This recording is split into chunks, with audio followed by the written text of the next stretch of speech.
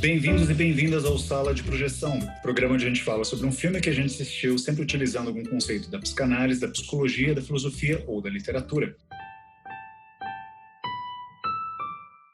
Eu sou o Igor de Campos e hoje nós vamos conversar sobre A Trama Fantasma, filme estadunidense de 2017, com os ingleses Daniel Day-Lewis e Leslie Manville e a luxemburguesa Vicky Krieps nos papéis principais. A direção e o roteiro são do americano Paul Thomas Anderson. Eu e os meus amigos vamos tentar responder as seguintes perguntas. Pode o amor de uma mulher sobreviver às demandas do mais exigente dos homens? Até que ponto os fantasmas que nos atormentam podem decidir o destino de nossas relações amorosas? E afinal, um vestido de noiva é apenas um vestido ou pode ser também um amuleto mágico? Aqui na sala comigo para conversar sobre esse filme, eu tenho os meus amigos e colegas projecionistas Diego dos Santos. E aí, tudo bem, pessoal? Beleza? André Lino Nifnega. Opa, tudo bem, gente? Bom estar com vocês de novo. E Gustavo Leal. Opa, vamos lá que esse filme é bom, vai ser bom de conversar. Exatamente. Se você ainda não assistiu esse filme, esse programa contém spoilers.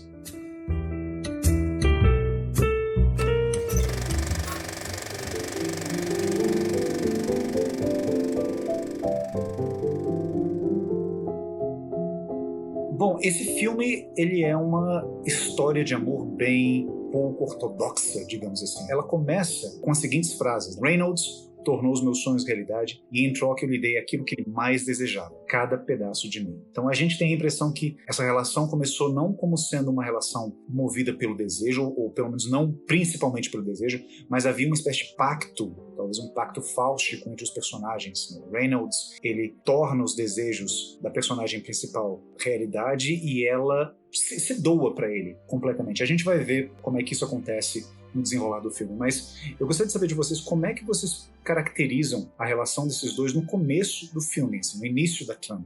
Diego, como é que é a relação desses dois para você no início do filme? Como é que você caracterizaria a relação entre o personagem Daniel Day-Lewis, o Reynolds Woodcock, e a Alma, personagem da Vicky Krieps? Eu acho que é uma boa, falando só do início do filme, né? Tem uma trivia interessante sobre o filme, que, seguindo a metodologia específica, né, bem única, de atuação do Daniel Day-Lewis, acho que todo mundo sabe, muita gente sabe, né? Que é um ator que, bem realmente que segue o método, como é que é o nome daquele cara? Do autor russo, Igor? Stanislavski, né? Ele usa bem esse método assim à risca e de forma bastante radical. Então ele entra no personagem no início das filmagens e só sai depois, no final das filmagens, né? Então ele pediu, eu li em algum artigo que eu li, ele pediu para conhecer, para encontrar com a atriz, com a Vicky, só nesse momento que eles se conhecem no Bed and Breakfast, né? Onde eles estão, lá no café onde eles estão no interior da Inglaterra. Então quando ela entra, ela dá para perceber bem, eu percebi isso bem na primeira vez que eu vi, depois confirmei na segunda, de que ela realmente fica tímida mesmo, ela cora. É muito difícil uma atriz, um ator corar, né? Você não tem vontade, né? Você não consegue dizer pra si mesmo, agora eu vou corar, e ela cora. Ela fica vermelha porque realmente, de fato... Não, o rosto dela fica realmente assim, em chamas. Em chamas, né? Porque ela tá conhecendo o Daniel Day-Lewis naquele momento. Depois de um tropeço que ela dá, aquele tropeço realmente foi atuado, né? Mas combinou também. Então, de fato o encontro na vida real e no filme, na narrativa ficcional, do grande mestre, do melhor ator do mundo, com uma atriz inexperiente. E não é uma atriz novinha, mas ela também não é uma atriz assim com muitos filmes na carreira. Então eu acho que eu vejo a relação dos dois de absoluta sedução do homem, dele, né, do Woodcock, com relação a ela, né, do grande professor, da grande figura de talento, de autoridade e de encanto e aprendiz, né. Desde o início da cena, ela escuta ele fazer o pedido e ela já deve saber mais ou menos quem ele é, já deve saber da reputação dele, então ela tá numa fase de encanto e adoração total desde o início. E ele entra no papel de sedutor absoluto. Então é uma relação de desequilíbrio, né? Eu contesto um pouco isso daí, porque a segunda vez que eu vi o filme eu reparei uma coisa. Eu já tinha reparado, mas a segunda ficou mais evidente pra mim. Eu não acho que tem uma relação de desequilíbrio, porque tem um elemento muito particular que é o seguinte, quando ela volta, né? Depois de ele já recebeu o prato, né? Ele vai começar a tomar o café da manhã. enorme o café da manhã que ele pede, né? Um pedido longo. Ele pede ela pra jantar, né? Ele senta e de imediato ele já fala assim, ela pergunta, acho que você quer mais alguma coisa? Ele fala, você quer jantar comigo? E aí ela tira um bilhete do bolso dela e entrega pra ele. E no bilhete já tinha um recado pra ele, que ela tinha escrito alguma coisa como, pro garoto comilão, meu nome é Alma. Ou seja, ela já estava dando em cima dele também. Ela estava seduzindo. A tua frase foi fantástica, né? A tua construção aí, tu viu o que tu falou, né? Depois de já ter pedido tudo e comido, não sei o que, ele pede ela pra jantar. Isso. Você falou exatamente assim. Foi perfeita essa construção. Esse uso da palavra, né? Eu acho que já é uma coisa antecedendo atos futuros no roteiro, né? Já diz muito sobre os dois personagens, né? Ela se refere a ele, o recado, né, escrito, ela se refere a ele como boy, como hungry boy. Então já começa o começo do estabelecimento da relação entre mãe e filho, já. E por isso que eu não acho que é uma dominância dele no começo, né? Ela já tá no jogo de sedução, ela já tava também fazendo o papel dela, vamos dizer assim, o que ela queria, né? Isso a gente vai ver ao longo do filme, do que a gente vai discutir, né? Porque a impressão primeira que se tem desse filme, se você for ler, às vezes, resenhas, artigos na internet, é de que é a masculinidade tóxica dele, é um homem dominador, etc, né? E a gente vai questionar, talvez, isso, porque ela tem uma participação muito poderosa também, né? Tem uma coisa clássica da relação deles dois, da forma como o amor se manifesta em homens e mulheres normalmente, né? Porque existe uma diferença básica, eu acho, da maneira como o homem e a mulher amam, cada um a sua maneira. O homem, normalmente, ele ama o objeto, né? Ele ama um objeto. Não só o objeto no sentido atual de objetificar a mulher e etc., mas ele ama o objeto, né, do desejo. Ele ama aquilo que, se ele tiver, ele acha que vai ser feliz, vai ser completo e etc. Então ele passa a vida buscando essa coisa que ele pode ter. E por isso que pro homem é mais fácil se apaixonar por uma imagem, né? Por isso o homem tem mais tendência a conseguir se satisfazer com pornografia, enfim. E a mulher não, né? A mulher se apaixona por um espaço, né? A mulher se apaixona por um furo. Então a mulher precisa que o homem fale. Eu acho que o começo da relação fica... A mulher precisa que o homem fale e precisa que o homem fale. Isso fica meio claro no começo do filme, né? Que ele vê ela servindo e ele já se apaixona. Ela se apaixona quando ele começa a fazer o pedido, né? Porque aí ela consegue ver a falha. Qual é a falha? Ele é hungry. He's a hungry boy, né? Ele é um garoto faminto. Aí ela acha a brecha. Essa dinâmica é uma dinâmica básica de relacionamento, tradicional de relacionamento homens e mulheres, e por isso que homens e mulheres funcionam bem há tanto tempo, ou funcionam mal há tanto tempo. Porque essas duas frases que tu colocou aí, ela dizendo que ele quer cada parte de mim, e ele dizendo que preciso de você pro meu coração amargo não sufocar, é cada um falando o que o outro quer ouvir, né? Não é o que eles querem. Ele não quer ninguém... Ele não acha que tem coração amargo porra nenhuma. Ele não quer ninguém pra... Ele não acha que não pode realizar as coisas sem ela. Ele sabe que ela quer ouvir isso. E ela sabe que ele quer ouvir que ela vai dar cada pedaço dela pra ele. Pra os dois se completarem e se satisfazerem. Acho que essa dinâmica ficou muito boa, muito bem feita no filme, porque é muito tradicional esse tipo de relação homem e mulher, né? Assim, um homem que fala, e aí quando ele fala, ele mostra a fragilidade, mostra a fraqueza, e a mulher entra nessa fraqueza para completar o homem, e os dois se satisfazem. Se satisfazem nessa, um como objeto, o outro como tela furada, né? Assim, como um espaço para esse objeto entrar. E uma das cenas do começo do filme reforçam muito isso que você falou, Gustavo, que é quando eles, já depois do jantar, né, eles estão conversando, eles têm a primeira conversa longa deles, né, para um conhecendo bem o outro, né. Ela tenta marcar esse furo que você falou nele. Ele fala que ele é forte, etc. Ela fala, não, mas pra mim, acho que você tá fingindo só, você não é, não. E aí ele fala, não, mas eu sou forte, sim. Totalmente convicto, né, e ela, né. Ela questiona isso, né? E vem reforçar isso que você falou. I think you are only acting strong. No, I am strong. For who?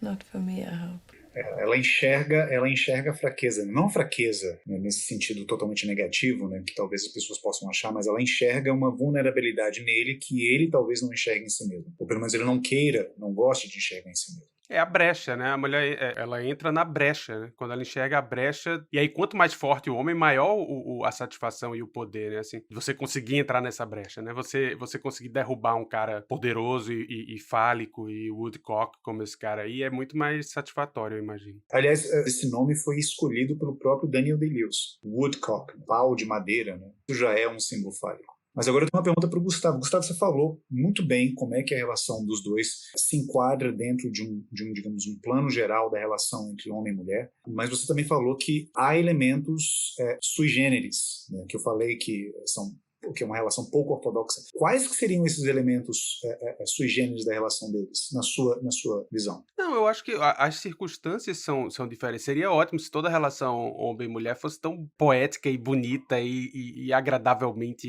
esteticamente agradável como é a deles, né? Tem muito elemento no filme que é tão psicanálise básica, essa coisa da mãe, né? Dela meio que assumir um pouco a posição da mãe e essa fragilidade do homem, tipo a fantasia primitiva dos dois, né? Do homem de ser um bebê sendo cuidado por essa mãe que pode prover tudo e etc. Mas tem as especificidades que cada relacionamento tem, né? Ele é um cara muito normalmente isso acontece com um cara que é um bosta e uma mulher que também não satisfaz porra nenhuma. Então, pelo menos no caso deles, é tipo, o cara é foda, é muito bom, um cara criativo, fantástico, interessantíssimo. Ela é linda, fantástica, também forte, poderosa, conseguiu sustentar o negócio. Qualquer outra já teria saído e desistido e ido embora, ao ponto que ela consegue realmente seduzir a única pessoa que importa, que é a irmã dele, né? Que é o grande poder dela, quando ela no final a gente descobre que a irmã meio que passou pro lado dela, assim, né? Não quer mais tomar o lado dele e mandar ela botar ela pra fora. Fala que não quer nem ouvir, né? Tem um diálogo que ela fala, não quero ouvir esse seu mimimi aí, não. So what's all this moaning about? I am not moaning. I do not like to be turned away from. Nobody does. But I don't want to hear it because it hurts my ears. Só dar um parêntese aqui. Esse diálogo eu achei fantástico, né? Porque ela realmente põe ele no lugar dele, né? Ela realmente fala, eu sou a chefe aqui. Ela fala pra ele, não queira puxar uma briga comigo, porque você vai pro chão rapidinho, né? Ela fala, don't pick a fight with me. You'll be right on the floor. Mas só pra responder a pergunta do Igor, o que eu acho que é uma coisa muito particular dos dois é a solução que eles encontram, né? Dele aceitar ser envenenado, né? Porque eles transformam num ritual, né? Quando você ritualiza as coisas, você desmistifica um pouco, né? É uma maneira de dizer sem dizer. Então eles criam um ritual pra significar isso tudo que eu tava falando. Então isso é muito particular deles e é uma boa sacada do filme. Começa com uma relação de fascínio, né? Fascínio mútuo, e depois ela vai migrando para outras coisas também. Só uma nota de explicação. Quando eu falei para vocês que a relação deles é pouco ortodoxa, é mais uma questão dos papéis que ela vai desempenhar na vida dele, mas isso também é uma coisa que a gente vai falar daqui a pouquinho. Primeiro, vamos caracterizar o Woodcock. Senhores, como é que a gente entende um personagem desses, né? Assim, há uma fala dela no começo do filme, enquanto ela está tendo aquele diálogo com o médico. Aliás, o filme é como se fosse um grande flashback, né? Ela contando para o médico a história da vida dela, a história da relação dela com ele. Agora, eu não estou lembrando se é ela que fala isso ou se é um médico que fala isso, mas há essa frase que caracteriza ele. Talvez ele seja o mais exigente dos homens. É um médico que fala isso. Né? Um médico Ela fala isso no início do filme. Assim, a última fala dessa primeira cena. Maybe he's the most demanding man, né? Obrigado, Diego. Então, ela fala isso. Talvez ele seja o mais exigente dos homens. Então, afinal de contas, quem é Reynolds Woodcock? André? Você falou do Hamlet, não? Eu usei essa imagem do Hamlet, assim, desculpe, vocês não estão vendo uns títulos que eu usei aqui nos meus slides para me guiar nas perguntas. Nosso roteirinho. O nosso roteirinho, né? Mas assim, eu escrevi aqui o Hamlet da alta costura. Pois é, eu queria saber por quê. Por que você caracterizou ele como Hamlet?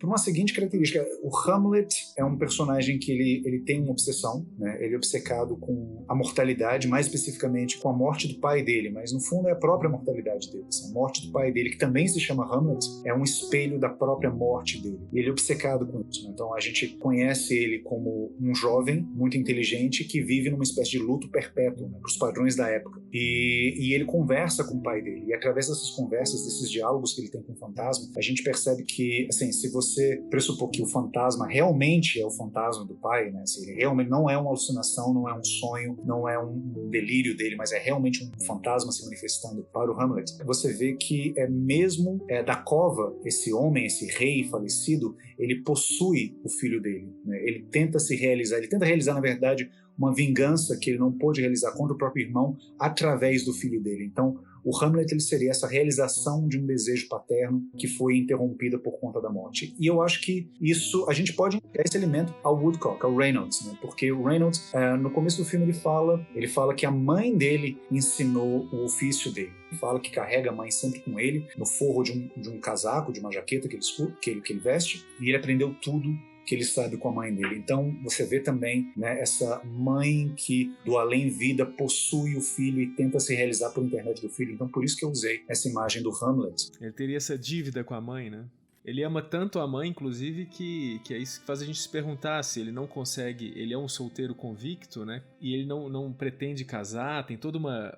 Ele faz toda uma teoria, né? Nessa conversa com ela no início do filme. Ele diz que ele é incurável, né? Ele diz que ele é incurável e a gente percebe que é quase como uma maldição que ele carrega, né? Que no filme é simbolizado pelo vestido de noiva. Tem uma hora lá do vestido que ele costurou o vestido de noiva da mãe, né, junto com a irmã, e existe essa lenda de que se você toca o vestido de noiva, você nunca casa, né? De fato, nem ele nem a irmã tinham casado até então. O que eu acho interessante, tem uma hora que ela tá costurando um vestido de noiva, ajudando a costurar um vestido de noiva, e ela percebe, ele comenta em algum momento do filme que ele coloca no canvas, né, como é, No forro. No forro, exato. No forro das roupas, você pode colocar qualquer coisa. Uma das coisas que ela encontra é uma frase escrito never cursed, né?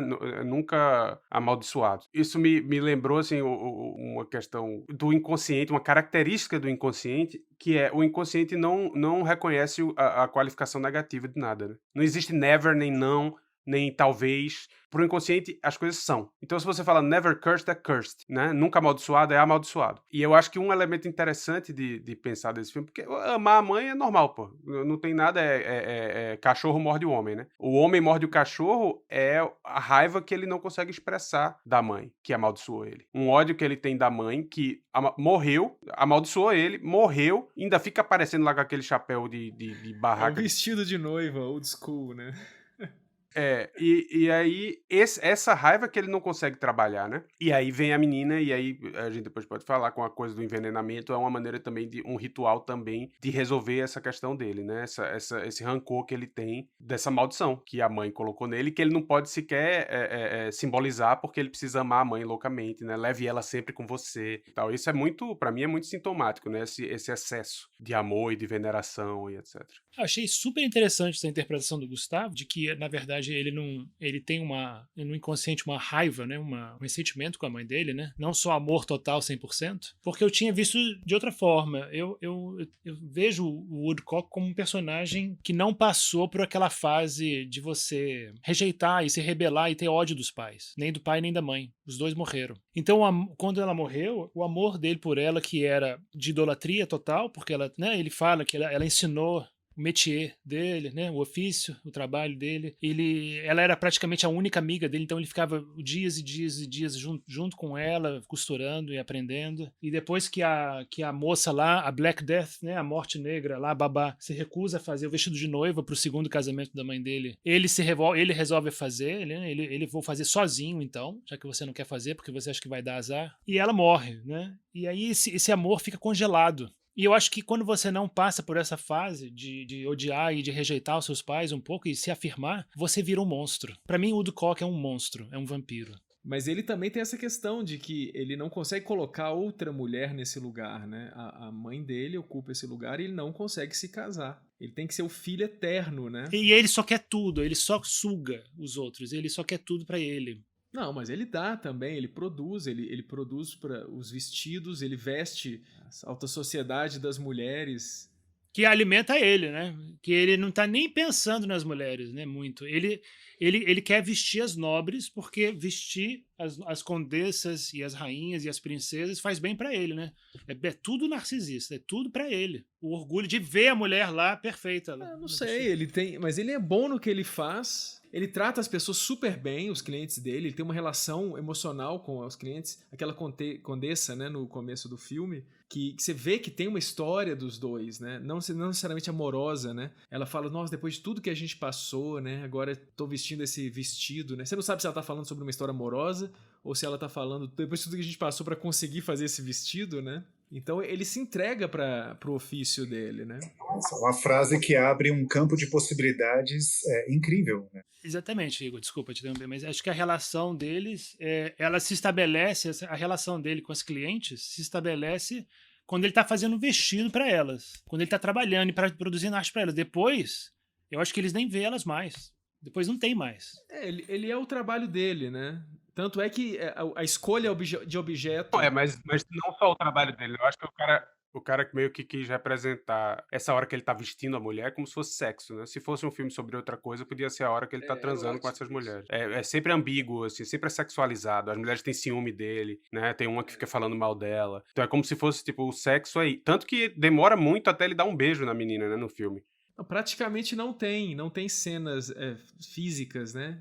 A sexualidade é toda simbolizada, a relação ao corpo da mulher é mediada pelo vestido, pela costura, né? Até a escolha de objeto amoroso dele, né, é ligada ao ofício dele, né? Tanto que ele vê essa garçonete, né, a Alma, e imediatamente você vê que ele tem uma paixão à primeira vista, né? E o que ele vê? Ele vê uma mulher que vai ser uma ótima modelo para os vestidos dele. Então ele olha para aquela mulher, né? Ele não tira o olho dela naquela cena, né, do café da manhã. E é uma mulher que vai se dar certinho para os vestidos, etc. Inclusive ele até quando a primeira vez que eles se encontram mais intimamente, né? Eu acho que é depois do jantar. Eles voltam de carro, né? Ele sempre correndo naquele carro, aquele carro esportivo, um Bristol 405 sedã. E a primeira cena que eles vão pra casa dele, ele vai pro sótão, né, da casa dos Woodcock, que é também, a casa dele também é o lugar dos negócios dele, né, e da produção. E ele mede ela, ele fala, posso pegar suas medidas? Então tem uma cena super estranha, né, em que ela espera que seja um date, né, com ele, e ele começa a medir ela, ver como é que vai fazer. Ele inclusive fala do seio dela, né, ele fala, você não tem peito? Aí ela acha estranho, né, ele fala assim, não, mas isso é ótimo, inclusive eu posso dar peitos pra você se eu quiser. Então ele tá todo nessa relação de controle do corpo da mulher, né? Por meio da costura e do métier dele.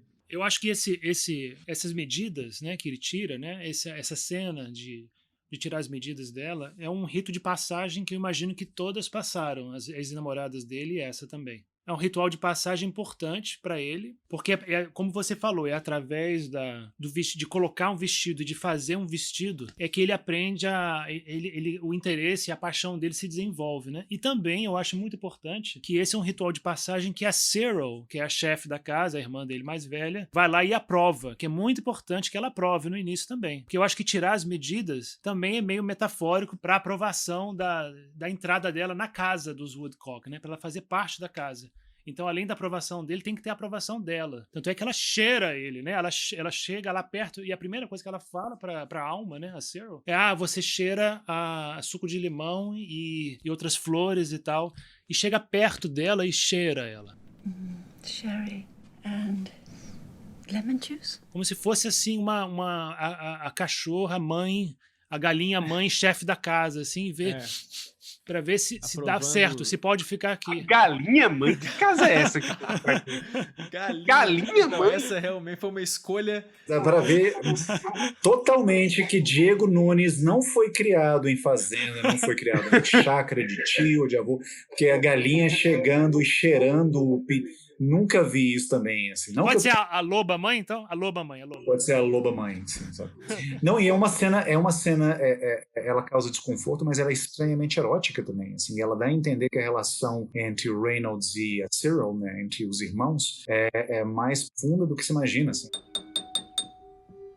Antes da gente continuar falando sobre essa questão que eu acho interessantíssima, né, da forma como ele molda o corpo das mulheres por intermédio dos vestidos, né, que são cenas também carregadas de erotismo, vamos falar um pouquinho da personagem, uma das personagens femininas principais, porque tem a Cyril também, mas eu queria ouvir a opinião dos senhores a respeito da Alma. Eu acho que ela, né, como eu tinha falado que ela chega, né, para conhecer o Daniel Day-Lewis, o melhor ator do mundo e tudo, né?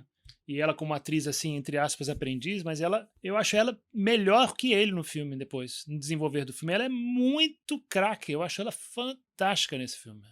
Ela é muito sutil também, muito, né? sutil. Ela tá perfeita.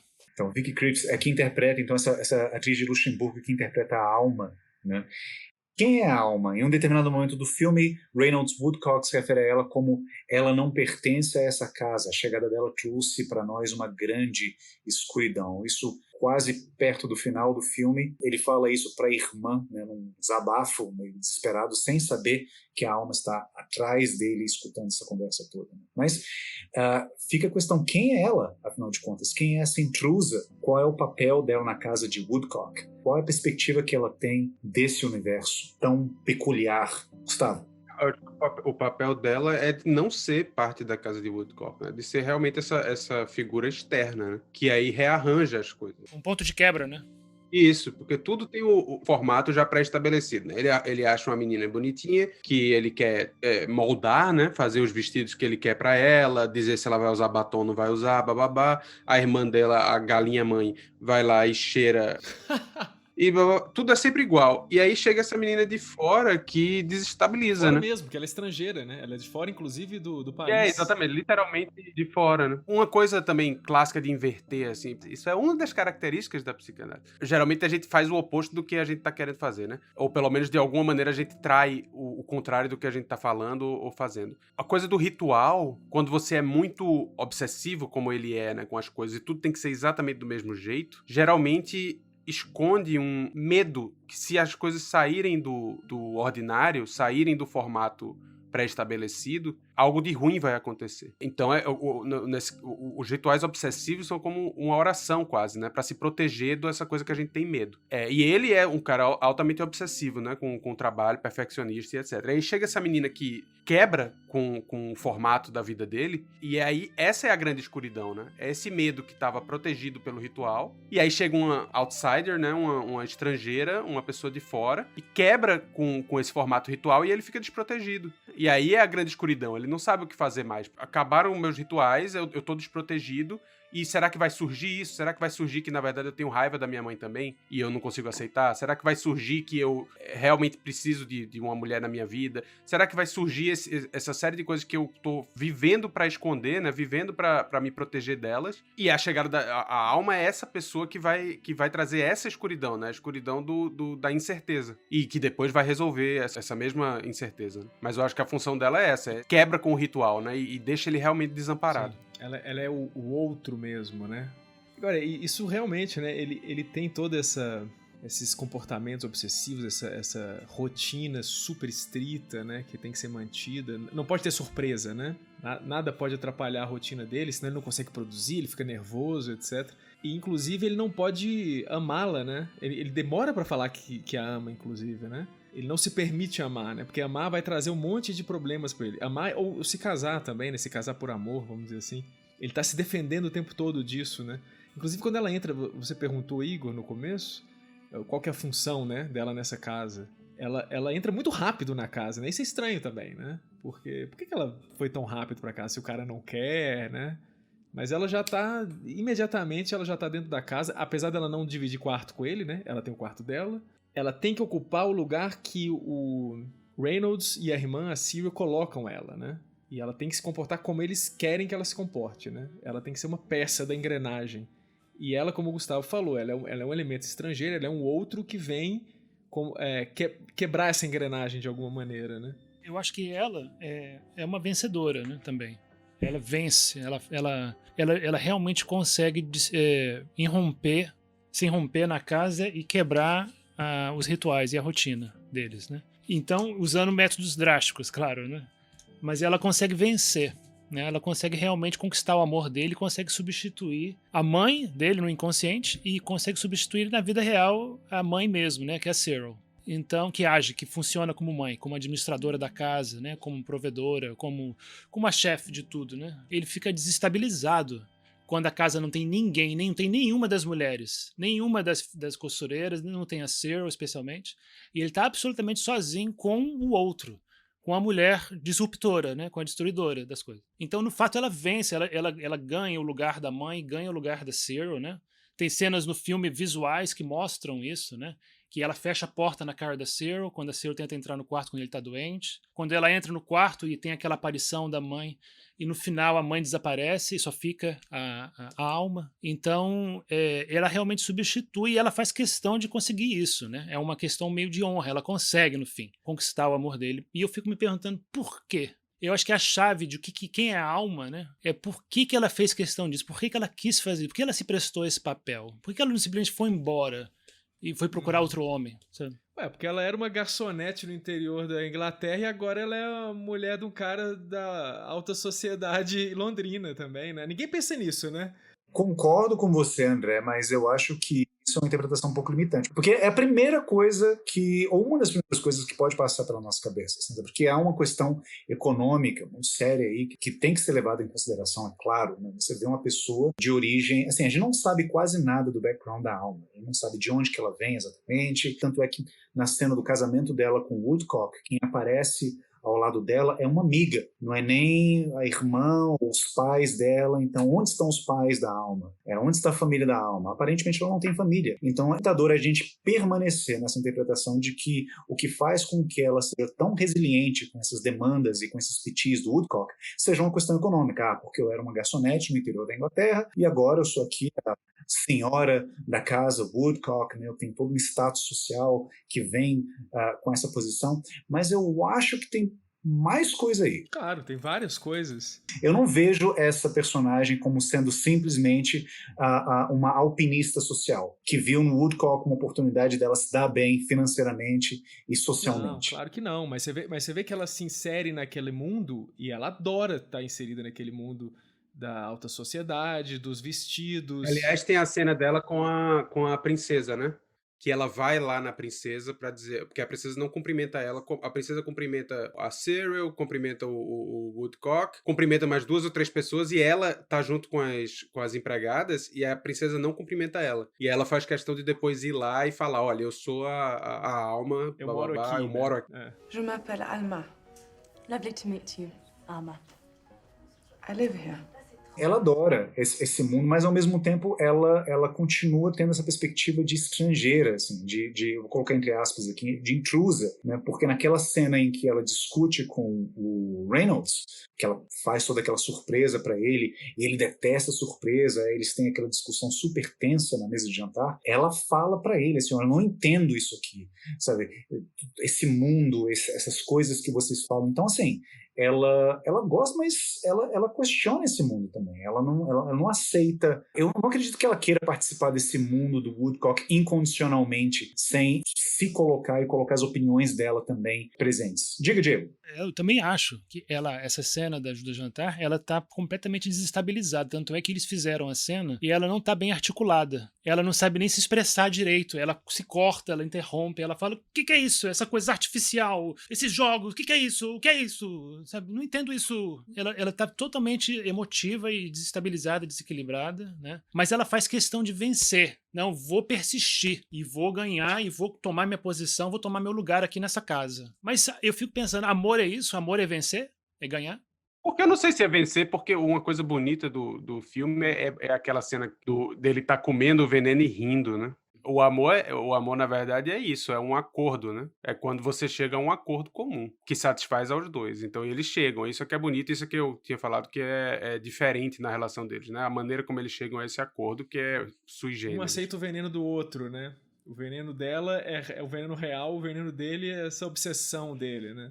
Mas eu fico pensando assim, se depois, eu fico imaginando a vida deles depois, que eles entram nesse acerto, né? Que eles até mostra a cena que eles estão com filho, né? Estão bem casados e tal. Será que é uma relação tão boa quanto qualquer outra de amor?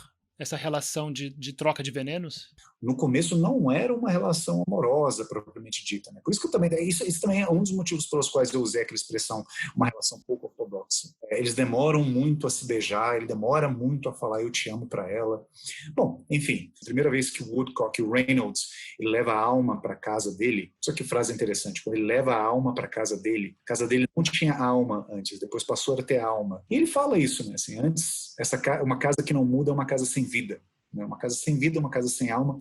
Enfim, ele leva a Alma pela primeira vez para a mansão dele e ele começa a falar sobre o que ele faz. Ele diz o seguinte, ele fala, é possível costurar qualquer coisa no forro de um casaco. Segredos, moedas, palavras, mensagens curtas. Quando eu era menino, eu comecei a esconder pequenas coisas sobre o tecido das roupas. Coisas que só eu sabia que estavam lá. Nesse momento, eu acho que a gente vê com clareza esse mundo que ele habita é um mundo especial, digamos. Ele é, a princípio, um alfaiate, mas há alguma coisa além disso. Ele não é simplesmente um alfaiate. Então, eu queria que os senhores me ajudassem a caracterizar esse universo da moda, que é uma coisa que é muito presente no filme. Aliás, eu diria que é um dos temas do filme. O que a moda representa? O que é a moda? O que é o mundo da moda pro Reynolds, o que é o mundo da moda pra Alma, o que é o mundo da moda para outros personagens, não sei, vocês de repente podem enxergar outras coisas em outros personagens que eu não vi, e qual que é a função da moda dentro desse universo bem específico da alta sociedade londrina, eu diria até da alta sociedade europeia, que é mostrado no filme. André. Eu vejo, por exemplo, pro Reynolds, né? Primeiro tem essa já relação direta com a mãe, né? É o que a mãe transmitiu pra ele, né? Mas podia ser outra coisa, né? Podia ser outro métier, né? Que ela transmitisse pra ele. Não, mas então... Ele escolheu é esse. ambíguo, né? Porque ao mesmo tempo que a gente viu que é uma maldição, é também o dom dele, né? O talento dele. Então tem dois lados, né? Dessa história. E como o Igor tinha falado no começo também, isso pode representar isso, que ele segue o desejo materno, né?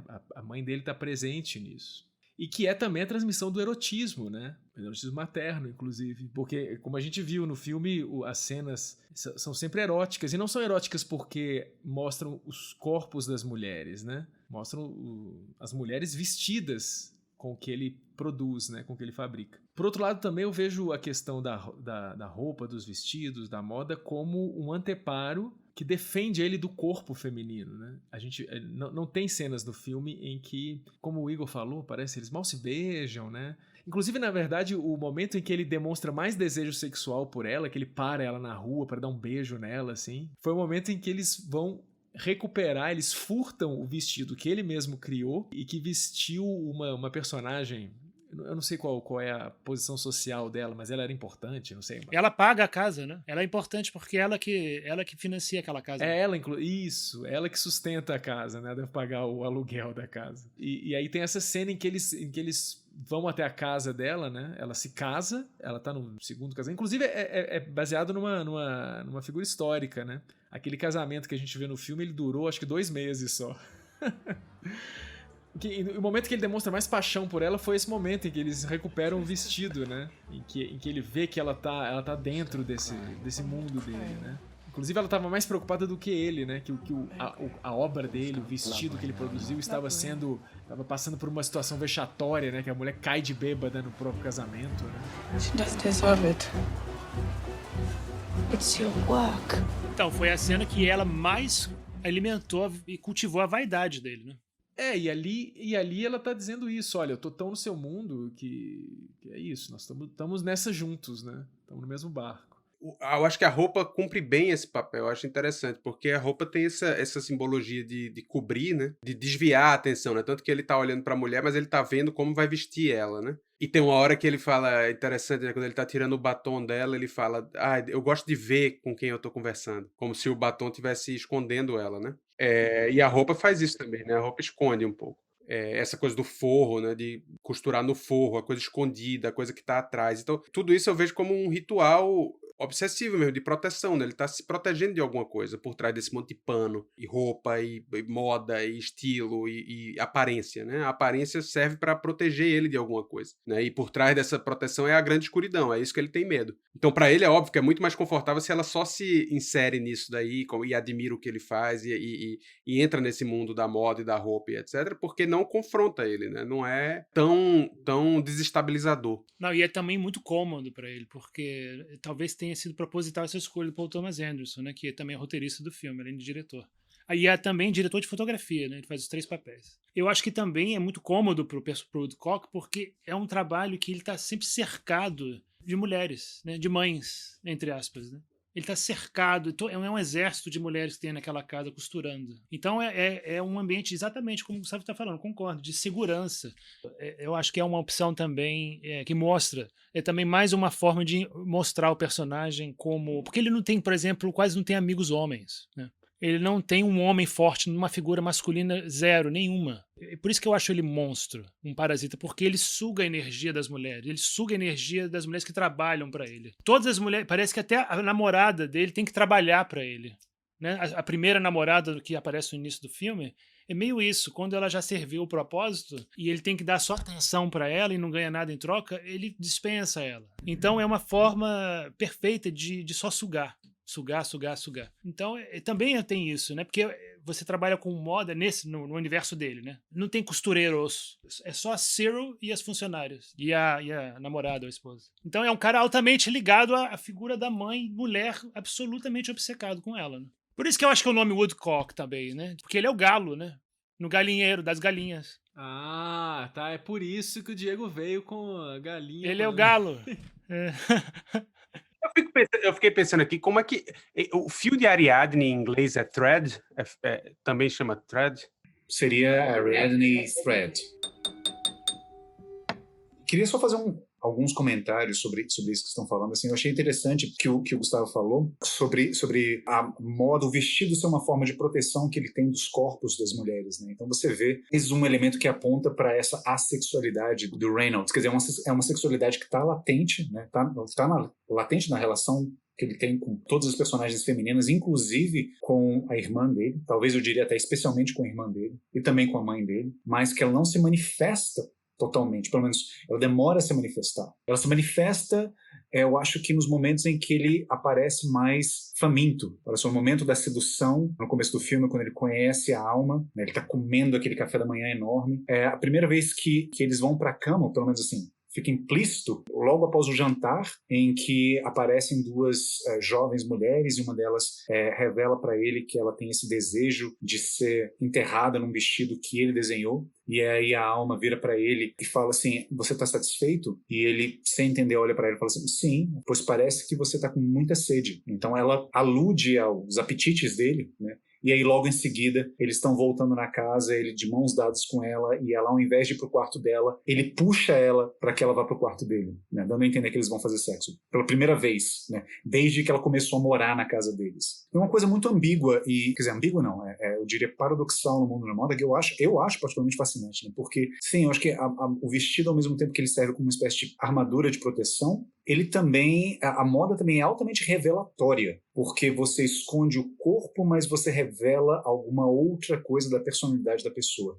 A ideia da moda é essa, sabe? Não é simplesmente você se esconder atrás da roupa, mas a roupa revelar alguma coisa a respeito da sua personalidade que antes não podia ou não tinha como ser revelada. Que aquele vestimento vai deixar claro. Então, assim, a moda, ao mesmo tempo que ela esconde a nudez, ela revela um outro tipo de nudez, que é uma nudez da alma, talvez a gente possa entender. Mas ela assim. revela algo que você escolhe usar, né? Então é uma máscara. Sim, mas há uma revelação, há um elemento revelatório aí. Claro que é um elemento revelatório deliberado, né? Você escolhe aquilo que você vai mostrar para o mundo. Você se transforma em uma imagem que você produz. Mas nessa escolha há uma revelação. Ou existem características minhas que de outra forma eu não poderia expor para o mundo, a não ser através dessas roupas, desses utensílios, desses acessórios, dessas joias, desses brincos, seja lá o que for, que eu estou usando aqui sobre o meu corpo, no meu corpo.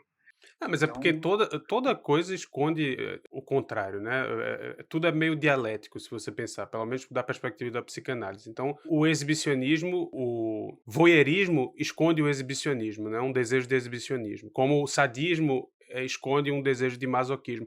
Nesse sentido, eu falei do fio de Ariadne, porque eu me lembrei agora do fio, do thread e tal. A menina, a Alma, ela é um pouco Ariadne nesse sentido, né? Ela puxa esse fio, ela fornece esse fio para ele sair desse labirinto que ele tava, que ele não consegue confrontar nada disso, né? Ele tá com esse monte de coisa lá da mãe e uma história sofrida e da dificuldade dele de relacionamento com mulheres e blá blá blá, e ele tá preso nisso e se protegendo disso por rituais e tentando se esconder atrás desse olhar dele, né? Como um voyeur, né? Porque ele é um voyeur na prática, ele tá olhando essas mulheres todas sendo vestidas e observando e dizendo como elas devem se vestir, não devem se vestir, nessa posição de controle, e ela chega lá e olha pra ele, né? Então ela tá sempre olhando, né? Você tá com sede, você tá com fome, ela tá percebendo ele, né?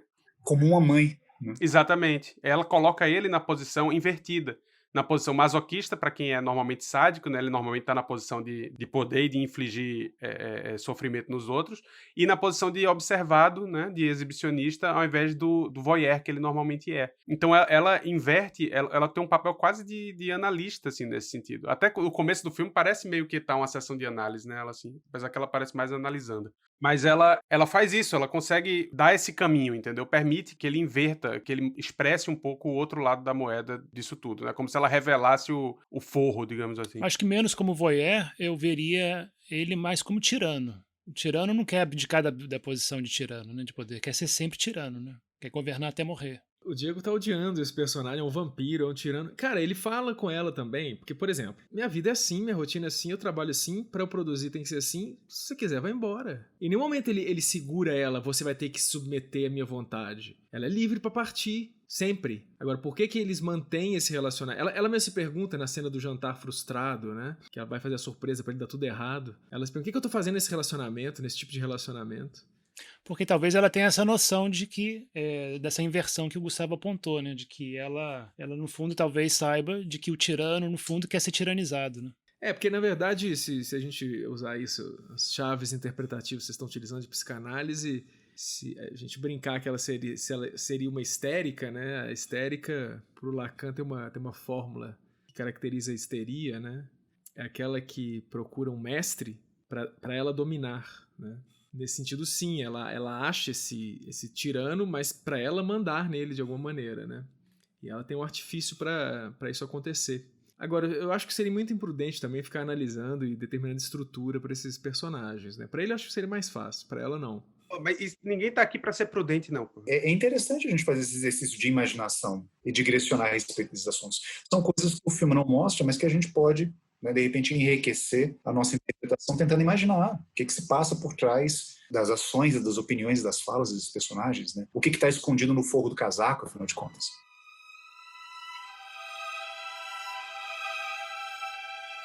Senhores, agora migramos para a última pergunta que eu gostaria de fazer para vocês. Novamente sobre a relação das duas personagens. Vocês caracterizaram a relação deles no começo do filme e como é que essa relação muda no final do filme.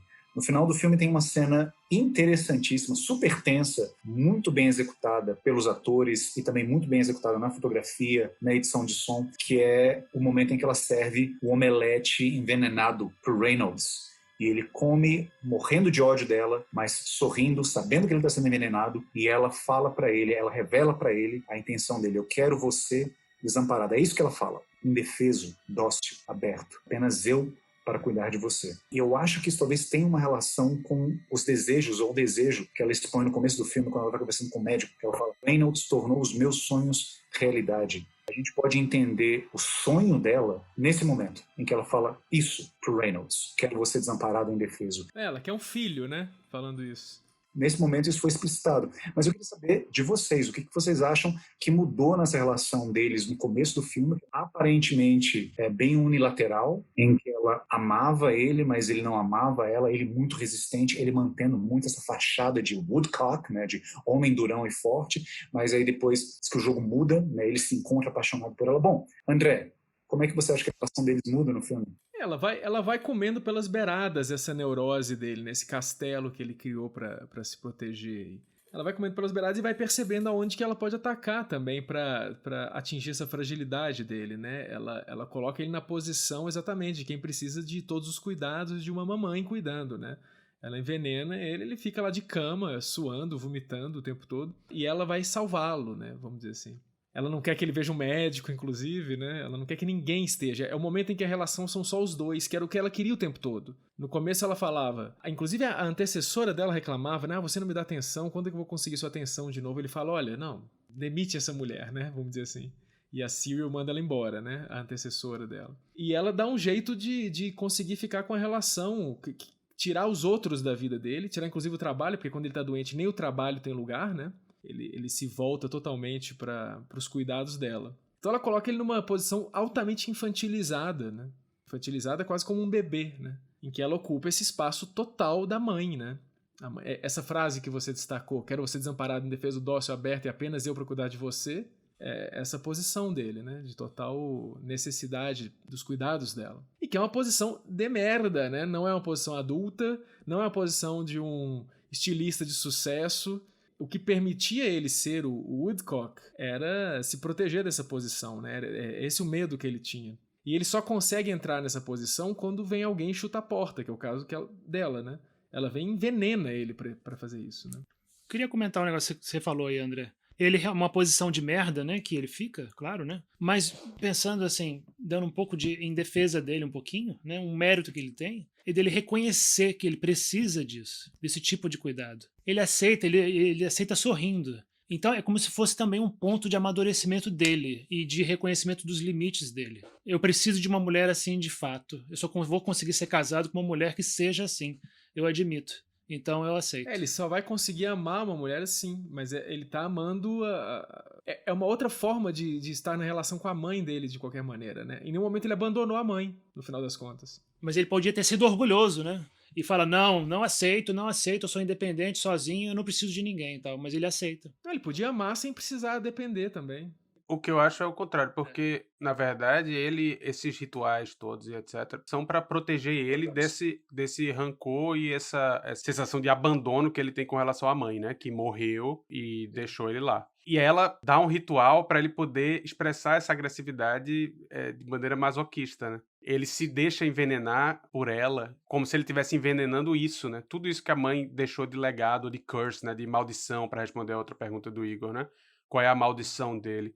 A maldição é esse, né? A mãe dele determinou o restante da vida afetiva, profissional e tudo dele. Ele tá preso nisso. E ele não consegue encarar isso de maneira nenhuma porque ele tá o tempo todo se protegendo, né? Criando rituais e criando estruturas para não precisar encarar isso. E ela, nesse sentido, oferece para ele uma forma de punir a mãe se punindo, né? E de permitir que ele ame outra mulher, né? Não, exato, mas é isso. Ela mata ritualmente, né? Assim, e deixa e permite que ele mate, né? Essa posição da mãe dele. Eu acho que tá mais certo nesse sentido. Engraçado, eu concordo muito com o que o Gustavo tá falando, né? Eu acho que essa fidelização com a mãe, na verdade, ela se dá nesse assumir um papel extremamente forte e invulnerável. Então, a partir do momento que ele se permite esses momentos de fragilidade e vulnerabilidade, é justamente o momento em que ele está sendo infiel ao fantasma da mãe. Né, e está se permitindo ser cuidado por uma outra mulher que não é a mãe, no final das contas. Ela pode até desempenhar o papel de mãe, mas ela não é a mãe, no final das contas. Mas isso aqui é bonito, né? Que é ambíguo, não é muito explícito no filme. É um filme que as atuações são espetaculares. É muito bom esse filme. Eu fiquei com pena. Fazia tempo que eu não assistia um filme que quando termina eu fiquei com pena porque eu queria que tivesse mais 2 horas de filme. Assim. Eu podia ficar assistindo mais 2 horas. Exatamente. Um pouquinho sobre o filme, né? Sobre o filme em si. Ele realmente é muito agradável de se ver. Eu acho muito também pela fluidez da câmera, né? Vocês perceberam como a câmera se movimenta, né? Como Paul Thomas Anderson usa a câmera na mão um pouco e acompanha os personagens andando, entrando na sala e voltando na outra, né? Eu tenho uma trivia hoje, pela primeira vez. Eu li, né?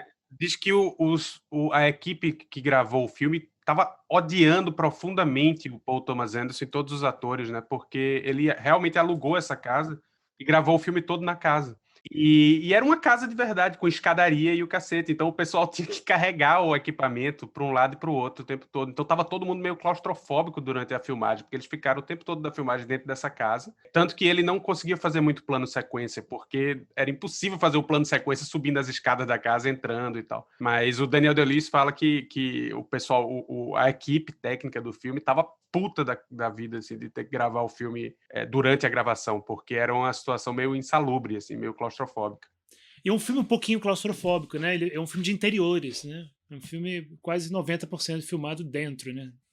Mas eu acho que ele tem um equilíbrio muito bom entre o movimento de câmera e as cenas estáticas, né? O filme ele é dentro da casa, mas ele não é parado, né? Ele não tem só a câmera parada, né? E os personagens interagindo.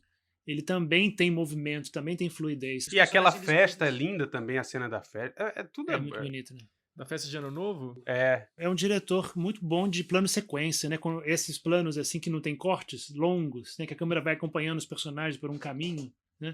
Ele é muito bom nisso. Já tinha feito em Boogie Nights, né? Tinha feito em outros filmes também. Ele é muito bom. A trilha sonora desse filme feita pelo Johnny Greenwood. Para quem não sabe, ele é um dos guitarristas da banda Radiohead. E ele é um habitué dos filmes do Paul Thomas Anderson. Até onde eu sei, ele também é amigo pessoal do Paul Thomas Anderson. Ele fez as trilhas sonoras do There Will Be Blood, aqui no Brasil ele se chama Sangue Negro, e também o mestre, trilha sonora também do Johnny Greenwood. E para esse filme ele fez uma trilha sonora mais old school, mais, digamos assim, antiquada, né? com grandes temas orquestrais e piano. Eu achei linda a trilha sonora. Eu acho que a música coroa muito bem os momentos do filme. Os atores são excelentes. É um filme que vai deixar saudade. Como você caracterizaria o seu estilo pessoal? E como o seu vestuário, além de defender vocês da escuridão do mundo, também expressa um pouco a sua personalidade? Diego. Então, eu tenho uma... O Diego tem um estilo inventado por ele próprio, que é o afro-hipsterismo. Ele é um afro-hipster. Ele se apropriou culturalmente de estampas e padrões africanos e havaianos, por algum motivo. E é muito característico dele, assim. Tem umas camisas que eu vejo e imediatamente eu já... Pô, essa camisa pro Diego ia ficar fantástica. É verdade. Isso começou quando ele fez uma excursão no Congo, né? Togo. Não, mas antes da excursão eu já usava muita camisa listrada, colorida, florida, né? O meu uniforme de professor de inglês era sempre calça jeans e uma camisa bem colorida, meio flash, assim, meio bem chamativo, né? Flores ou então listras, né? Uma coisa que eu quero sempre projetar, porque como a gente estava falando no meio do episódio, né? É uma forma de revelar a personalidade, algum aspecto da sua personalidade deliberado. É interessante isso, né? Então, deliberadamente, uma coisa que eu quero sempre transmitir para o outro, se eu puder, é uma personalidade solar, assim, alegre, né? E aberta. Então, o meu estilo, eu acho que meio que se reflete isso. Claro que eu não sou exatamente isso e não sou sempre assim, mas é uma coisa que eu acho importante transmitir, uma abertura, né? Pro mundo, né? Pode vir conversar comigo, sabe? Eu tô de boa, eu vou prestar atenção e vou tentar te fazer rir, te fazer alegre, tá? Eu tinha essa postura como professor, né? Eu era mais palhaço que professor. Mas eu acho que para sedução, por exemplo, eu não sou muito crente de que a roupa ajuda. É isso que era a questão nossa, minha do Igor, é que o Igor achava fundamental para flertar ou para seduzir alguém, tanto do parte do homem quanto da mulher, o estilo se vestir, a roupa, achava importantíssimo. E eu sempre falava, não, que porra nenhuma. Ainda não só para flertar, para seduzir, ainda digo mais, eu acho que se você acha, assim, você, né, uma pessoa que diz que não tem estilo, simplesmente seu estilo, ele não é pensado, não é deliberado, então cuidado, eu prefiro um estilo pensado deliberado do que um estilo não pensado, não deliberado, mas essa é a minha opinião. André, como é que você expressa essa sua chatice, essa sua amargura, todo esse celeuma que você tem dar pro mundo através do seu vestuário? A parte, interrompendo o André. O André, cara... Cara, é a primeira vez que alguém consegue interromper outra pessoa que nem começou a falar ainda. Não, mas você tem que ter esse parênteses. Em Paris, esse homem em Paris, calma, ele morou lá 5 anos e meio. Vou interromper a interrupção. Pra quem não sabe também, o André é lindo. Ele é gato e ele em Paris, puta que pariu, o bicho tinha um vestuário assim impecável, impecável. Qualquer coisa que ele falar tem que ter isso em mente, que ele era tipo assim, modelinho Giannichini da loja mais francesa para homem mais chiquezinha e tal. Ai, que absurdo isso. O cara tava assim nos trinks, na moda certinho, tudo caía bem, absolutamente preocupado com a moda, vaidosinho. Pode falar aí agora. Pô, mentira. Quando eu convidei os meninos, né, eu tinha algumas ideias em mente, assim, sabe? Tipo, o Diego, ele é extremamente culto, extremamente lido. Gustavo também extremamente lido, engraçadíssimo. O André, porque eu pensei, cara, tem que ter alguém bonito. É o eye candy. Tem que ter alguém, tem que ter o galã, tem que ter alguém que fique, né, no thumbnail dos nossos vídeos que vão estar disponíveis futuramente no YouTube e posar também como modelo fotográfico para as nossas fotos no Instagram. Tem que ter alguém que se destaque, né? Que bobajada. Isso que o André está falando. Não é porque a gente gosta dele, não é porque a gente quer ouvir o que ele fala, muito pelo contrário, você é um cara chato, nossa, que interrompe a gente o tempo todo, assim, está amargurado com a vida. Eu sou só um rostinho bonito aqui, Fê. Eu não sei porque que vocês não falaram comigo ainda, assim. Fica aí sendo bonito e não precisa falar nada, não. Não, eu vou falar então. Minha relação com a moda é uma relação de inimizade, porque eu acho fantástico esses caras que são dandies e etc. Mas eu não tenho corpo pra ser dandy, que você pra ser dandy tem que ser magrinho, e esguio e etc. Pô, o Lacan era dandy, cara. Aquele cara feio daquele jeito. Não, do dandyismo de Lacan eu só tenho um projeto de monocelha. Mas enfim, aí eu de um tempo pra cá, eu resolvi que eu queria realmente expressar a minha personalidade, e a minha personalidade é preguiçoso. Então eu resolvi que eu comprei 5 artigos iguais, 5 camisetas, 5 camisas de tecido, 2 calças, todas iguais, e eu só tenho essas roupas, e eu só uso elas. Mentira, você tem um conjunto de ternos que são confeccionados sob medida. Não tenho mais não, que a filha da puta aqui da lavanderia estragou meus ternos tudo. Então agora eu tô usando terno da Uniqlo. Eu sei por quê. Você tá no Japão e você foi levar terno chinês pra lavar. É claro que eles iam destruir. É preconceito.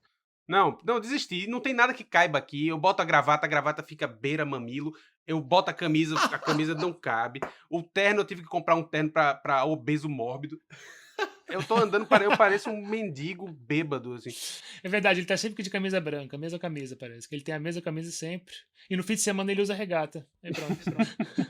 Inclusive, em todos os nossos podcasts, o Gustavo está de regata. O nosso Regatinha. halterofilista de regata. Regatinha boy. É a maior liberdade que existe, falando sério agora. É a maior liberdade que existe você não ter que escolher roupa, velho. Tem tanta coisa pra você escolher na vida, já é tão cansativo.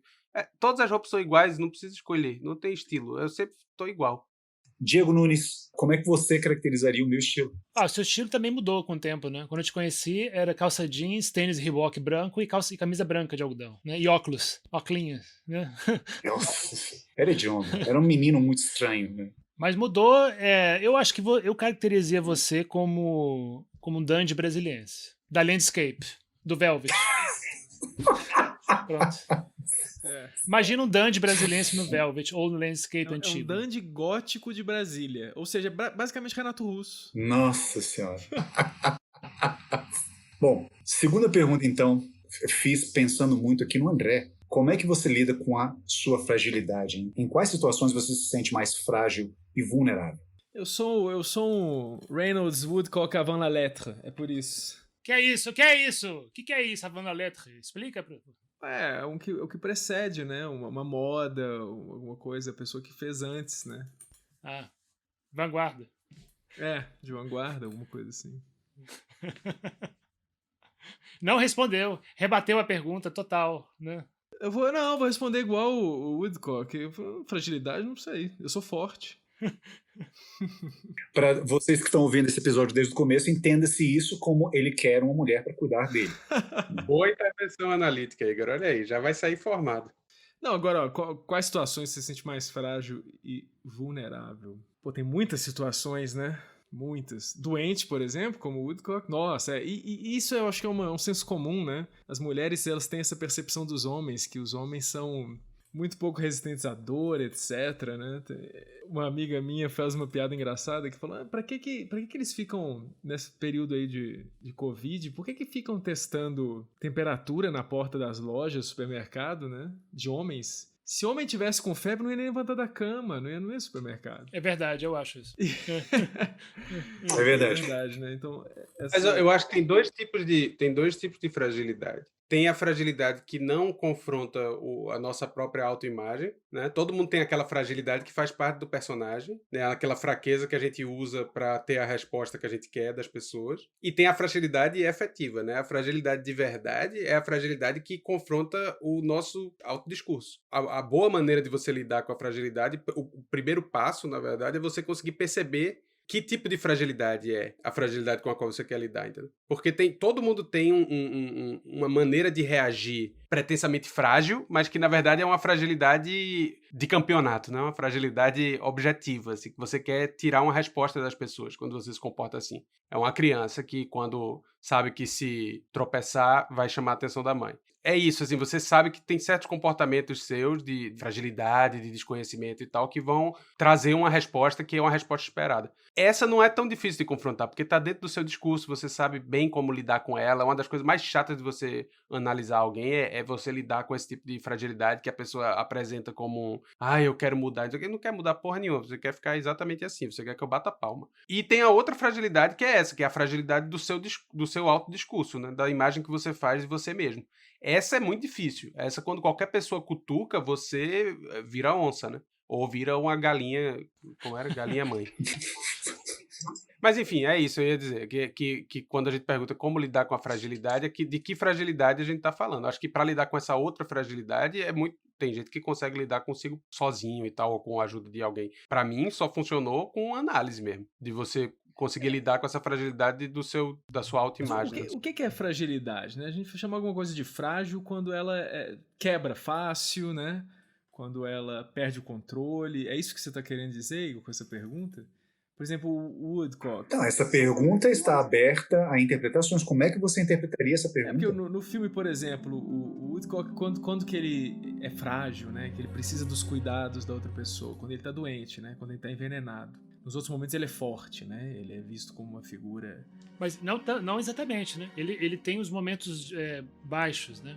Que ela, antes dela começar a envenenar ele, né? Ela fala isso, né?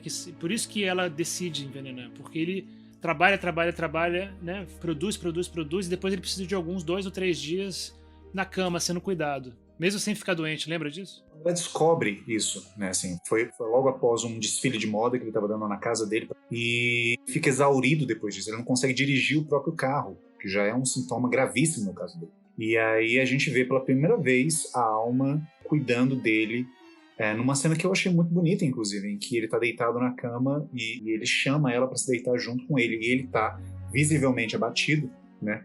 E ela está adorando aquela situação. Ela está cuidando dele e ele está sendo carinhoso pela primeira vez no filme. Ele está sendo carinhoso com ela justamente nesse momento em que ele se encontra à mercê dos cuidados dela, né, digamos assim. Interessante, né? À mercê dos cuidados dela. Então seria isso a fragilidade, né? É você depender do outro, né? Mas eu acho que o caso dele não é, né? A solução que eles dão é que ele pega isso que supostamente seria uma fragilidade e deixa de ser uma fragilidade. Vira um ritual entre eles dois. Inclusive é o contrário, é uma atitude de coragem, né? Você se deixar envenenar sabendo que você vai, sei lá, vomitar as tripas lá, igual acontece com ele, né? A fragilidade é ritualizada, né? Aliás, é uma talvez assim, uma cura interessante, né? Porque você não consegue deixar de ser, você nunca vai conseguir deixar de ser frágil, né? Então, como é que você supera isso, né? Entre aspas, né? É você ritualizando a sua própria fragilidade, você reconhecendo, sabendo quando ela acontece e ritualizando isso de alguma maneira. Né? E a fragilidade não é um problema em si, né? O problema é quando você acha que a fragilidade lhe ameaça, né? A partir do momento que você consegue conviver com a fragilidade sem entender ela como uma ameaça, é só mais uma característica sua. É por isso que eu acho que tem essa diferença das duas fragilidades. Entendeu? Essa fragilidade que ameaça é que você precisa trabalhar, você precisa aprender a lidar, porque se você está se sentindo ameaçado, aí é uma fragilidade efetiva, né? Se uma coisa pode desestruturar você e fazer você ficar sem chão e tal. Pois é, por exemplo, para ilustrar essa tese do Gustavo, se eu fosse responder a pergunta, eu falaria de uma fragilidade produzida pelo meu discurso fofinha, assim, né? Não é uma real fragilidade, né? Eu ia dizer que eu me sinto frágil quando eu me sentia frágil quando eu, antes de me casar, tinha que, por exemplo, estar numa situação de paquera e de chegar em alguém, conversar com alguém e falar, e aí, tudo bem? Meu nome é Diego e tal. Me sentia bem frágil, mas quem não se sente frágil numa situação dessa, né? Não é a minha real fragilidade, né? Exato. A real fragilidade a gente é dificílimo lidar e descobrir o que é também, né? Exatamente. Próxima pergunta. É possível entrega total em uma relação amorosa? Eu fiz essa pergunta pensando naquela frase da Alma, né, no começo do filme, né? Que ela entregou cada pedaço de si para o Reynolds, né? Será que a gente pode acreditar nisso? Acho que não é nem possível, nem desejável. Quer dizer, possível mas não é desejável. Por que não, Gustavo? Porque isso é a loucura, né? É a definição da loucura. Você se assujeitar absolutamente, assim, ser invadido, né? Na verdade, você perdeu... Isso é você perder sua fronteira, né? É você se desestruturar completamente em função do... Que não é o outro, nunca é um outro, né? Sempre é o outro, né? O grandioso. Você ser totalmente invadido pelo discurso e é inviável, né? Eu acho que não é desejável de jeito nenhum. Eu acho que você não tem que se entregar totalmente. Eu acho que você... Nem sei quanto você deve se entregar, assim, essa ideia de entrega, né? A relação amorosa é um acordo, é um combinado, né? Você tem que combinar um equilíbrio que seja bom para os dois, assim, do que é que cada um vai oferecer, o que é que cada um quer receber e tal. Se entregar totalmente aqui é a mesma coisa da mãe perfeita, né? Tem que ser a mãe perfeita. A mãe perfeita é um pesadelo, né? O pai perfeito é um pesadelo. Não tem que ser total, tem que ser razoável. Todo mundo tem que se entregar de maneira razoável. Eu também não entendo o que é a pergunta. O que é a entrega total? Você se matar pela outra pessoa? Eles se entregaram no filme totalmente um ao outro? Não. O que pressupõe essa ideia da entrega total? É que você está entregando algo para outra pessoa. O que você está entregando para outra pessoa? Seu corpo, a sua mente, seu tempo, né? Por exemplo, no filme, eles chegam a um arranjo da relação, né? Em que há momentos de entrega, né? Por exemplo, quando ele aceita ser envenenado para ficar sob os cuidados dela, ele está entregando o tempo dele, o tempo de trabalho, inclusive, porque ele não vai conseguir trabalhar. Ele não vai conseguir ser o Woodcock naquele momento. Ele vai ter que se... Não só o tempo de trabalho dele. Não, sim, digo, vai entregar a atenção dele, né? Ela vai ser dona da atenção dele, né? e vai dar atenção também. Mas isso também não é total, porque daqui a pouco ele vai melhorar, vai voltar ao trabalho. Então são entregas. Eu acho que todo relacionamento você tem entregas, né? E que engendram automaticamente sacrifícios, né? Ou no mínimo negociações, né? Não, só para reformular que a minha outra resposta ficou muito ruim. Então, eu acho que explicando um pouquinho melhor o que eu queria dizer, é que você pode entregar o que você quiser, mas você não pode entregar a sua agência. Tem que ser você sempre, entendeu? Você tem que estar à frente do que você está entregando ou não. Porque o que acontece às vezes é que você entrega a sua agência e você começa a responder ao desejo do outro e o que o outro quer de você, sem se colocar. Isso é muito, muito cansativo e sofrido e trabalhoso. Mas se você, como agente, que é o que eles fizeram, né? Os dois decidem por um ritual em que ela vai entregar uma coisa, porque ela também se submete um pouco a esse mundo dele, da moda, do não sei o que, e um pouco aos rituais dele. E ele, como tem muita dificuldade de se entregar de outra forma, aceita esse ritual de entrega, que talvez possa ser pensado como uma entrega total, mas assim, com uma entrega radical. Mas os dois são agentes, né? Os dois estão decidindo isso. Ninguém está se sentindo forçado a nada. Sim, é um contrato, né? Eu tenho uma coisa para acrescentar também. Uma coisa que funcionou para eles, né? Que eu acho algo um pouco doentio. Por isso que eu considero os dois um pouquinho meio vampiros, assim. Os dois? Ele bem mais do que ela, né, na verdade. Porque eu acho que eles estabeleceram um contrato de necessidade do outro. Vamos fazer aqui, vamos criar situações onde eu seja absolutamente necessária para você e outras situações que você é absolutamente necessário para mim. Então um precisa do outro. É uma necessidade. E eu acho que uma relação amorosa boa, saudável, né? É uma relação mais baseada na vontade, na espontaneidade. Eu quero estar com você. Podia estar sozinho, podia estar bem sozinho aqui na minha vida, mas eu escolho estar com você, porque com você é mais legal, com você é melhor. E eu acho que no caso deles não é assim. No caso deles, eu acho que eles estariam os dois melhor sozinhos, cada um na sua, mas eles decidem ficar juntos com base numa situação de precisar, porque o outro tem algo para me dar, muito importante, muito forte. Então, eu acho que é uma relação meio lateral de cada um, de cada lado, sabe? Enquanto que se você tá com o outro porque a vida é muito melhor com o outro, é diferente, porque é baseada talvez no que o Gustavo estava falando, na agência, na vontade, sabe? Mas eu acho que nesse caso, por exemplo, ele precisa muito mais dela do que ela precisa dele, né? Ela é até generosa nesse sentido, ela topa esse papel, né? Ela, sim, talvez estivesse muito melhor se não tivesse ia lá. estar lá no interior lá de Londres servindo cafezinho no hotel. Não, bem, se você pensar por esse lado objetivo, mas falando, tipo... O André acha isso horrível. Não. Como se essas pessoas, como se ela estivesse levando uma vida miserável antes dele. Não acho horrível, eu tô falando que existe, o filme deixa claro isso, que ela tem uma ascensão social estrondosa ficando com ele. Você não pode não levar isso em conta no filme. Assim como ele escolheu ela... Não sei, não. Ela é só uma funcionária dele no filme? Como assim, estrondosa? Que funcionária? Ela é amante do cara, ela é modelo, amante, assistente, tudo do cara. Mas depois ela casa com ele.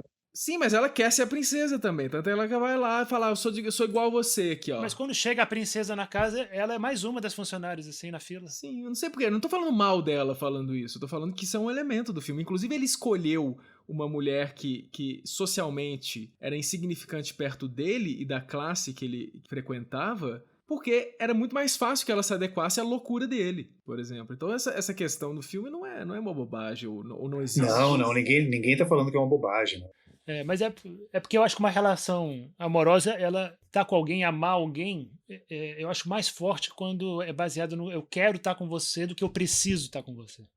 Mas no caso eu quero estar com você porque eu preciso estar com você. Vocês acham então porque é impossível você estar numa relação amorosa sem precisar? É importante precisar da pessoa? Necessidade é uma necessidade que se cria, né? Uma necessidade que ela, idealmente, ela não deveria preexistir, né? Eu preciso de alguém. Conheci você. Eu quero estar com você. E também preciso de você. Aí você acrescenta ao querer essa necessidade que já existia, esse buraco, né, que já existia dentro de você. Vamos lá, uma pergunta simples. Por que alguém procura outra pessoa? Por que se é melhor ficar sozinho ou não precisa, como você falou, né, Diego? Cada um deles era melhor ficar sozinho sem o outro no filme. Por que ele procurou ela, então? Por que ele não foi lá, tomou café da manhã e foi embora do hotel e voltou pra casa? Ué, como assim? No início do filme? Por quê? Porque ele viu ela como mais uma conquista. Ela abriu o apetite dele. Queria comê-la. Sim, mas então, ele Literalmente. precisa dela ou é porque ele quer comê-la, como você falou? Desejo. Ué, então. Eu acho que não é nem uma coisa nem outra. O segredo é você querer aquilo de que você precisa. É você aprender a querer o que você precisa. Você ter percepção suficiente para saber as coisas que você precisa, de fato. Não é porque tem coisa que você acha que precisa, mas não precisa. Na verdade, são os que estão atrapalhando sua vida e dificultando. Mas então você ter sabedoria suficiente para saber as coisas que você precisa e aprender a querer essas coisas. Por exemplo, não precisa ser só na vida amorosa, serve para tudo. É tipo exercício físico. Você sabe que você precisa de exercício físico. Mesmo que você não queira, o ideal é que você faça o exercício físico mesmo sem querer. Querer é uma segunda etapa. Mas o ideal do ideal é que você queira fazer, porque você sabe que você precisa. Então você aprenda a gostar do que você precisa. É difícil, né? A gente não consegue sempre fazer isso, mas o mundo perfeito seria esse mundo em que a gente consegue perfeitamente identificar tudo de que a gente precisa e aprender a gostar, a amar disso. Tem uma camada que a gente esquece, né? A gente esquece que nós somos mamíferos, animais, né? E temos corpos. E esses corpos necessitam de interação, inclusive. Não sei, chame do que quiser, magnetismo, você pode teorizar aí de muitas maneiras, né? Mas, por exemplo, eu estava vendo uma entrevista com um psiquiatra francês, Boris Cyrulnik, ele é bem famosinho esse cara, ele é bem engraçado, inclusive. E ele estava falando, agora ele foi entrevistado, ele estava na casa dele na pandemia, e a entrevistadora perguntou para ele, esse isolamento, né, esse confinamento das pessoas, isso tem consequências psíquicas, neurológicas? Ele falou assim, tem. Se o nosso cérebro não receber estímulos, contato visual, som, o toque das pessoas, etc. Se nós não estamos doentes e somos obrigados a ficar confinados, essa situação, inclusive, vai mudar a plasticidade cerebral, ele fala. Ou seja, nós estamos em contato o tempo todo com o ambiente. A gente vive num meio ambiente e nossos corpos necessitam dessa interação.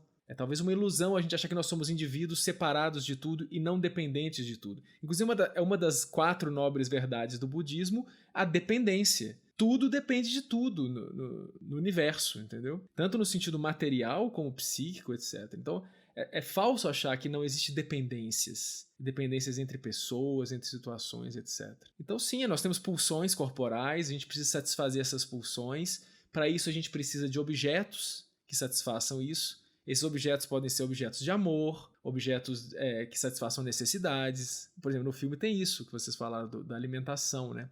Que é um símbolo, inclusive, para essa questão da fome e sede dele, da relação com a mãe. A mãe é quem alimenta. Então, essa pergunta eu acho que falseia um pouco o que você fez, Diego. É querer, é necessidade.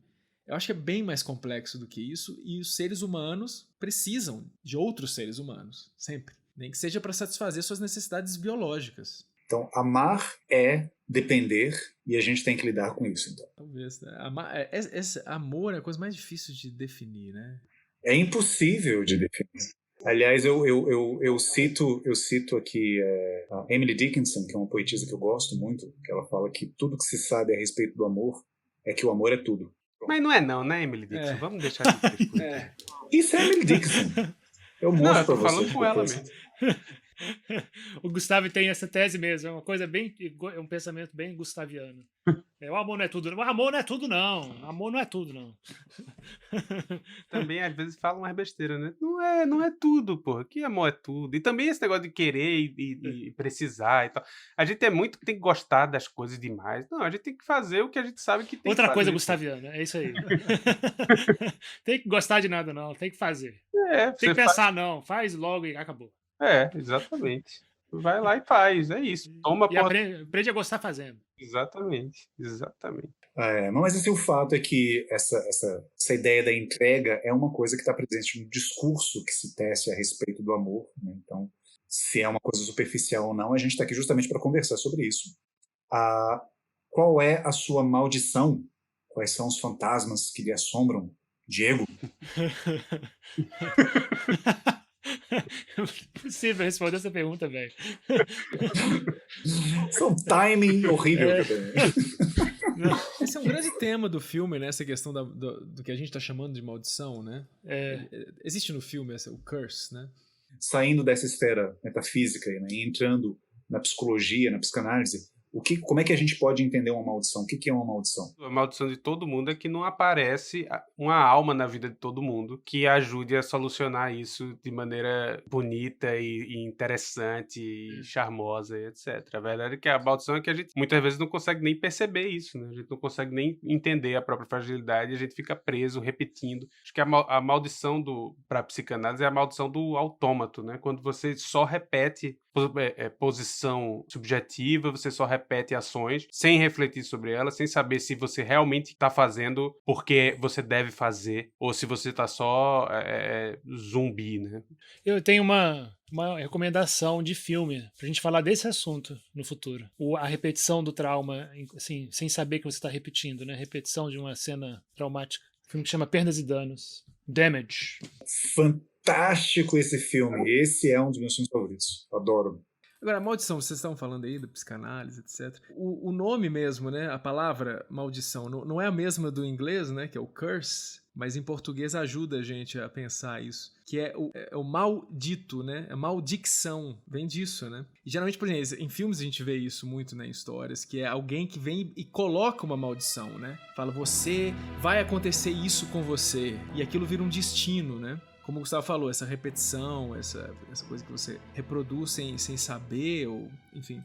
E no caso dele, do filme, existe essa maldição, que é essa história que ele se conta, a história familiar dele com a mãe, né? Que não é algo que ele produz com liberdade, né? É algo que vem pra ele como um destino que ele tem que seguir. Tanto que ela pergunta logo no começo do filme pra ele, mas por que você não se casa? E ele fala, porque eu faço vestidos. E essa é uma frase meio que quem ouve, ela sente a estranheza, a alma, quando ouve e fala, mas por que fazer vestido, você não pode se casar? E o telespectador também, né? Que resposta foi essa, né? Então vem esse dito que causa essa estranheza, né? E que é um destino pra ele. Tanto é que depois ele não responde, né? Ela fala, você não pode se casar porque faz vestidos, e ele muda de assunto, ele fala de outra coisa. Como é que quebra a maldição? Ela trabalha ela faz um contrafeitiço, né? Inclusive, ela adota essa posição meio da bruxa, né? Ela é uma feiticeira. Ela cozinha o cogumelo, ela vai pra cozinha, ela prepara uma poção, né? Vamos brincar com isso, assim. E dá pra ele beber, depois pra ele comer. Então, ela opera um contrafeitiço contra essa feitiço original, que é essa maldição, que faz ele seguir esse destino que ele... Pô, ótima sacada. Deixa pra fazer no final, pô. Que sacada boa. Isso é excelente.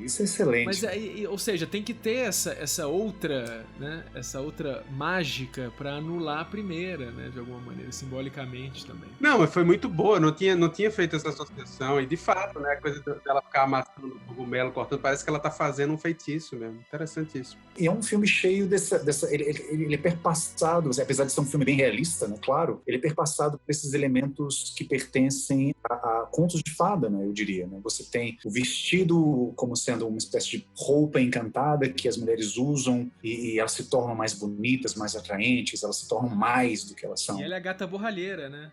Gata borralheira, exatamente. Você tem ela catando os cogumelos na floresta, inclusive, assim, sabe? E tem que mostrar a cena dela na floresta. Então é interessantíssimo isso, né? Essa analogia da personagem interpretada pela Vicky Krieps.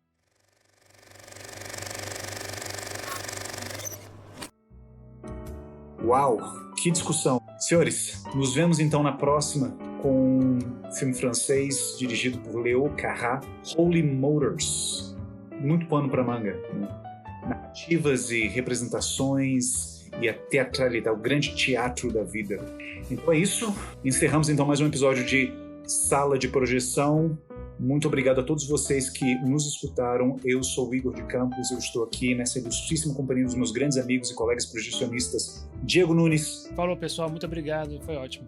André Niffenegger. Agradeço vocês em mais uma gravação de um episódio. E Gustavo Leal. Valeu, até o próximo. É isso aí, gente. Muito obrigado e até o próximo episódio.